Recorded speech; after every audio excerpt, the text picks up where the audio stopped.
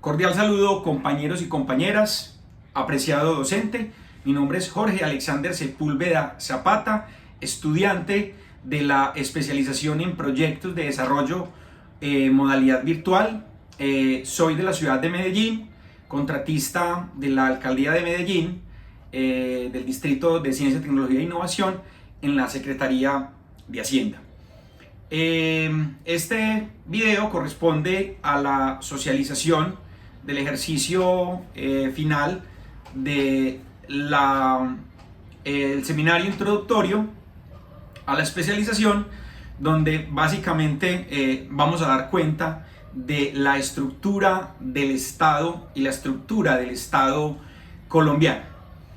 Antes de abordar la estructura del Estado colombiano, quisiera retornar al concepto de Estado. Pues justamente pensamos en que hay un Estado que necesita una administración, una gestión y unas instituciones justamente porque existe ese Estado. Entonces entendemos que el Estado es una entidad política que se forma cuando una porción de superficie de la tierra y un conjunto de personas se organiza jurídicamente bajo el mandato de unas organizaciones y bajo unos principios. Ese concepto de Estado, pues digamos que es el concepto moderno de la concepción de Estado a nivel mundial. Recordemos que hacia el siglo V del siglo V al siglo XV, las formas de poder que como las conocemos hoy, pues básicamente eran unas formas, digamos, totalitarias, bajo la figura de un rey, de un monarca, de un príncipe, de un emperador, donde la principal característica era que el poder total residía sobre ese líder o sobre ese ser supremo, que incluso en la gran mayoría se decía que era emanado de un dios. Hacia el siglo XVI, Nicolás de Maquiavelo incorpora en la obra El Príncipe el concepto de Estado y empieza a partir de ahí a marcarse un hito en la organización del Estado que conocemos hoy. Sobre el siglo XVIII, incluso pues, por eso decimos que el Estado o como lo conocemos hoy, es relativamente joven, porque veníamos casi de 10 siglos de esas figuras todopoderosas, donde hacían las leyes, impartían justicia, administraban, cobraban impuestos y demás. Hacia el siglo XVIII entonces empieza a tomar vigencia el concepto de poder y se empieza a partir de, digamos, ciertas situaciones también de la historia a decir, venga, es que el poder no puede recaer sobre un soberano, sino que el soberano es el pueblo. Y empiezan a hacer entonces un concepto, o a desarrollarse más bien, un concepto de democracia. Ese concepto de democracia es el poder está en el pueblo y el pueblo delega su poder en quien lo representa en una figura, ya sea, como para el caso nuestro, un presidente, y se empieza entonces a configurar todo un sistema de división de poderes. Se ve la necesidad de establecer un sistema de pesos y contrapesos, donde unos hacen la justicia, otros hacen las normas, otros administran los recursos y ejecutan las políticas sociales. Aparecen unos órganos de control y demás, y se empieza a configurar entonces esa figura del Estado que conocemos hoy.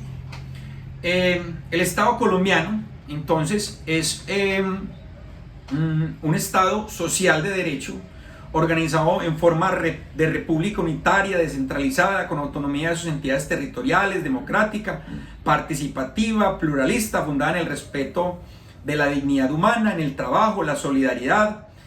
Y digamos que este es como el preámbulo y el artículo 1 de nuestra Carta Política, la Constitución de 1991, que es nuestra carta de navegación, nuestra carta política que hoy rige el Estado colombiano, y entonces que incorpora unos elementos desde, reitero, el preámbulo y el artículo primero dice, venga, ¿qué Estado tenemos? En esa misma Constitución, en su título 5, aparece la organización del Estado. El capítulo 1 nos habla de la estructura del Estado y el capítulo 2 de la función pública.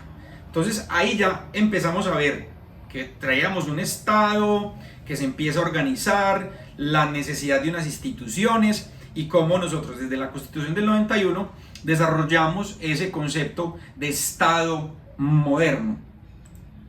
Entonces el artículo 113 al 121 nos empieza a hablar de las ramas del poder público, el artículo 114 nos habla del Congreso, el artículo 115 de la Presidencia de la República, el artículo 16 de la Corte Constitucional, la Corte Suprema de Justicia y en general las altas cortes, el artículo 117 del Ministerio Público, etcétera, etcétera.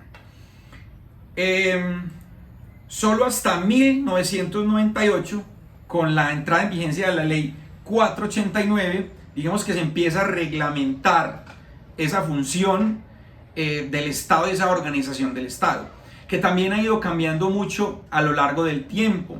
Y esos cambios, digamos que hoy tienen un gran acervo normativo, leyes, actos legislativos, decretos que han transformado, suprimido, creado, conservando una misma base, pero con muchos cambios. También hemos visto cómo los diferentes gobiernos imponen de algún modo ciertas visiones sobre la organización de ese Estado, respetando, como lo dije, esas bases. Entonces hubo un presidente que empezó, digamos, a crear las agencias del Estado, tenemos una figura por allá muy americana y demás, a crear las altas consejerías. Entonces esto, digamos que era una dinámica entre lo burocrático, lo técnico, como entre generar entre el presidente y generar entre los ministerios como unos otros poderes ahí paralelos, y digamos que esto fue generando unas dinámicas, digamos que también generaron unas controversias políticas. Dentro de las diferentes instituciones o las diferentes ramas del poder, pues empiezan a configurarse, digamos, toda esta dinámica. En el 2013 entonces aparece el Manual de Oferta Institucional del Gobierno Nacional hacia las entidades territoriales, y básicamente este manual era organizar en función de los proyectos y programas de desarrollo los ministerios, los departamentos administrativos, y decirle a los municipios la oferta de juventud, de cultura, de deporte, de salud, de equidad, de agua potable, de vivienda. La vamos a organizar de esta manera y el Estado se va a organizar de esta otra.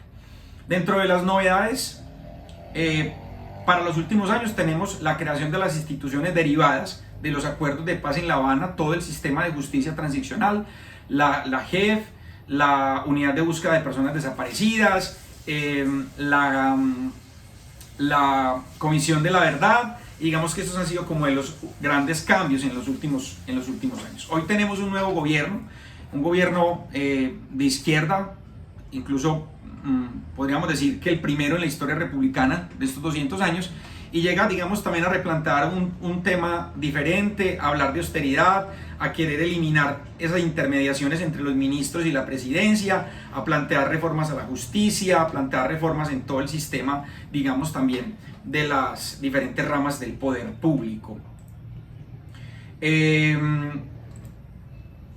finalmente, pues digamos que en este compendio, digamos que ahí está entonces entendido la organización del Estado colombiano.